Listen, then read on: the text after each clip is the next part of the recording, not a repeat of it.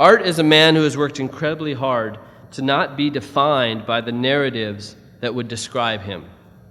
He is widely acclaimed for his many awards in writing, and most recently authored a book entitled Zek, an American Prison Story. I had the privilege to read that book before it was published in a very cold, stark prison cell. I read that book in a night, and I'm convinced that someday this book will be regarded as one of the more important works on incarceration in America. Please join me in welcoming my friend, Arthur Longworth.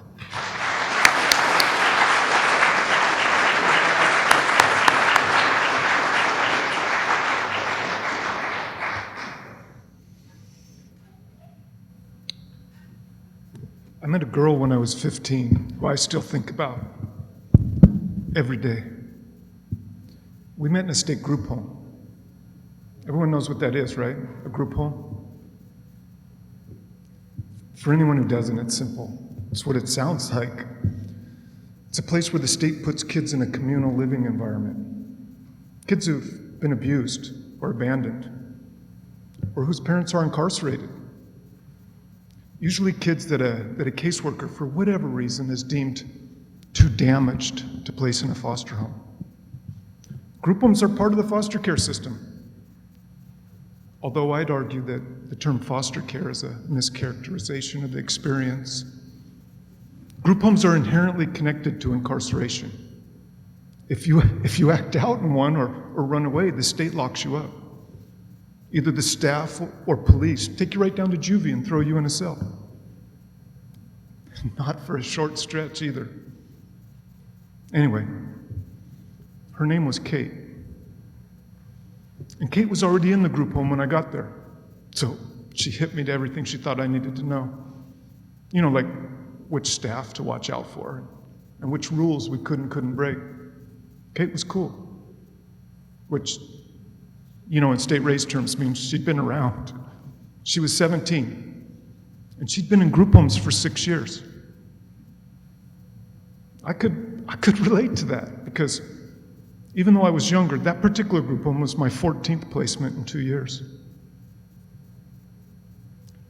I think what I liked most about Kate was that she called me little brother from the outset, from the moment we first met. Which actually was a little ridiculous because I was a foot taller than her.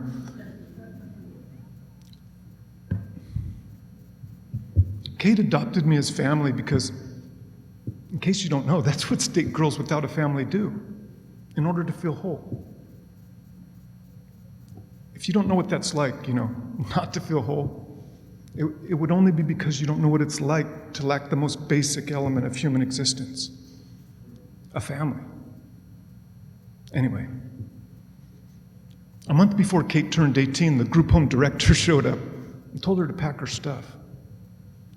His name was Bruce. And Bruce prided himself on being able to handle any situation at the group home. He lifted weights. I remember he always used to roll up the sleeves of his t-shirt because he wanted you to know it. Bruce didn't explain anything to Kate.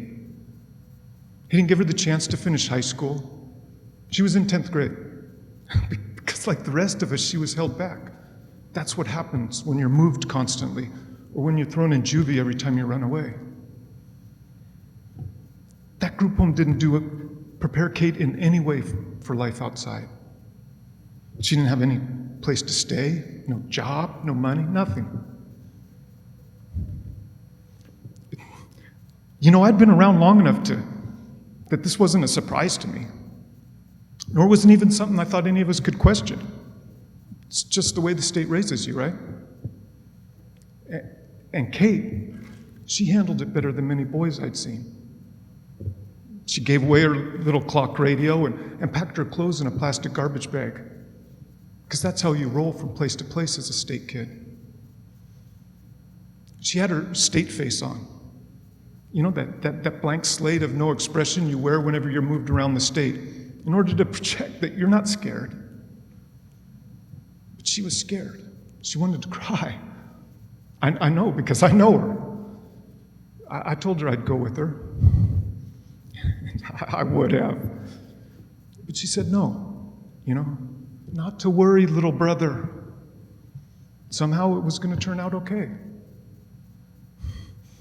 I was proud of her. In fact, I thought, when it's my time, when they come do this to me, I'm going to go just like that. Just like Kate. About a month after Kate left the group home, she called.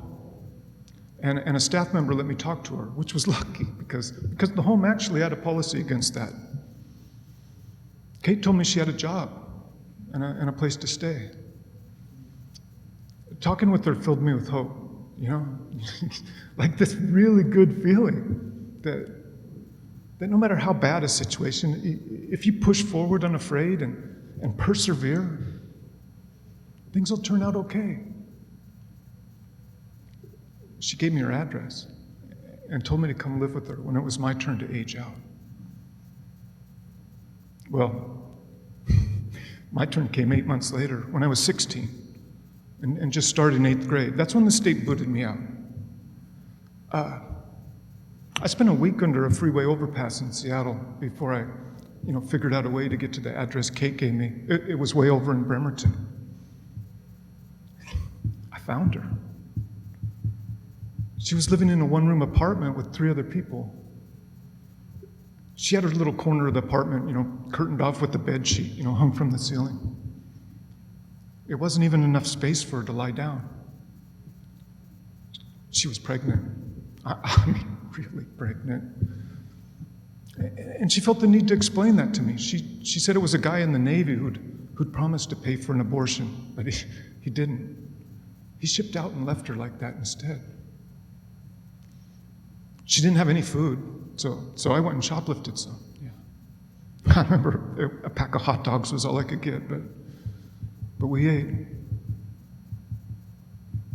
We talked for a while, and she asked me if I wasn't mad at the state. I wasn't sure how to respond to that. She pointed out that the state kicked us out with nothing. No money, no education, nothing. Then she said something that affected the way I saw the world, that affects the way I see it even to this day. She said, you don't do that to a person and expect they'll make it. Those words reflects my sister's sincere belief that the state intended for us not to make it. I left Kate that day angry. And I realize that may not make sense to you. I mean, if you weren't raised by the state. Why be angry, right? What good does it do? But you can't make sense of it with those questions. The anger I'm talking about doesn't come from logic. If people could feel the sense of worthlessness and hopelessness cultivated in a young person raised by the state, then they might begin to understand the problem. Why raising young people this way, then throwing them out into the street, makes them incompatible with society. What you experience in state care colors your perspective of the world. And I assure you, it makes it hard to respect the authority of a state that you feel not only irreparably harmed you, but whose actions you interpret as the intent that you not survive. Kate went to prison not all that long after I left her. And so did I.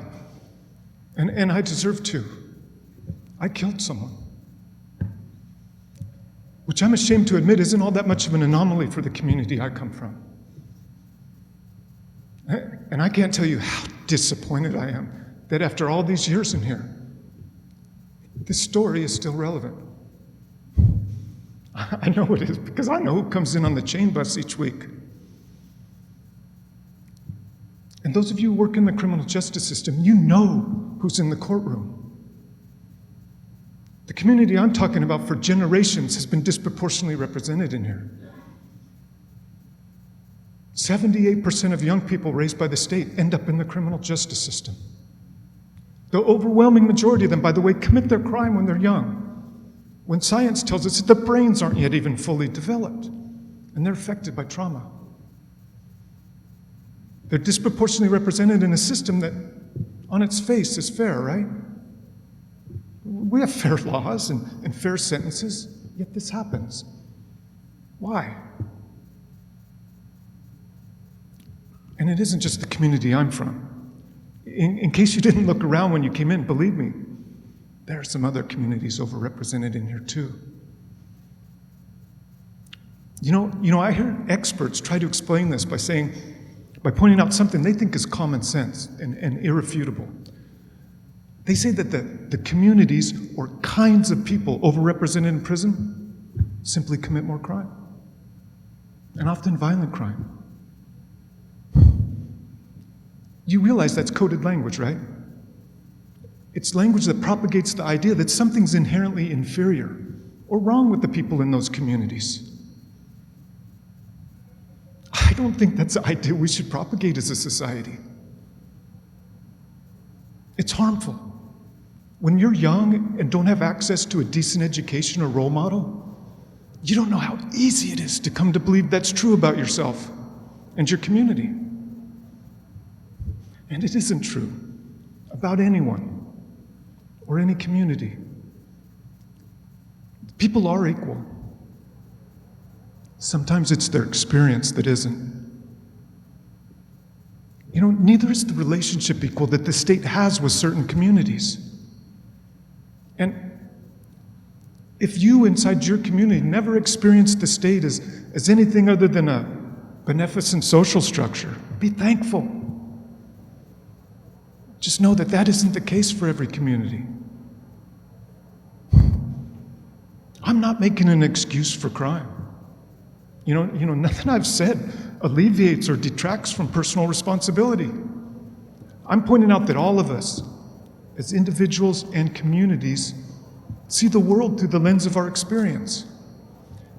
And if we want to uncover the real reasons why certain communities are overrepresented in here, then we need to work to recognize the ways the experience of overrepresented communities differs from the communities that aren't overrepresented.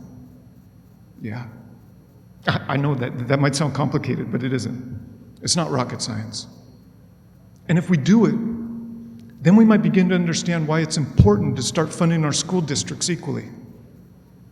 Because when we don't, a disproportion of young people from neglected districts ends up here. You know, why it's important to invest in mental health and substance abuse services. Because when we don't, the mentally ill and addicted end up here. And for the sake of my community, I'd like the people of our state to understand why it's important not to throw young people out onto the street when they don't have a family with nothing. Thank you.